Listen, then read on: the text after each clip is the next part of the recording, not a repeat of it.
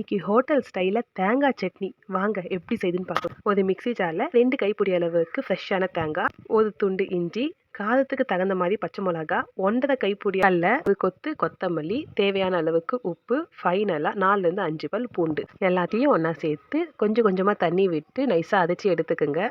தாளிப்புக்கு ஒரு கடாயில் 1லேருந்து 1.5 டேபிள் ஸ்பூன் அளவுக்கு நல்லெண்ணெய், எண்ணெய் காஞ்சதும் கடுகு, 1/2 டேபிள் ஸ்பூன் கடலைப்பருப்பு, ஒரு கொத்து கருவேப்பிலை, ஒரு காஞ்ச மிளகா, உங்ககிட்ட குண்டு மிளகா இருந்தால் சேர்த்துக்கோங்க, டேஸ்ட் அருமையாக இருக்கும்.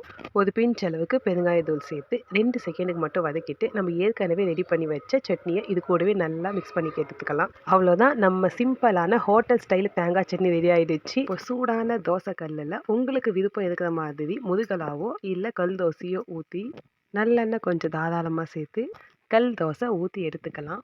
நம்ம ரெடி பண்ணி வச்ச தேங்காய் சட்னி கூட டேஸ்ட் பண்ணி பாருங்கள். உங்களோட ஃபேவரட் சட்னியில் இதுவும் ஆட் ஆகிடும். நீங்களும் ட்ரை பண்ணி பார்த்துட்டு எப்படி இருக்குன்னு கமெண்ட் பண்ணுங்கள். வீடியோ பிடிச்சா லைக் பண்ணி சப்ஸ்கிரைப் பண்ணுங்கள்.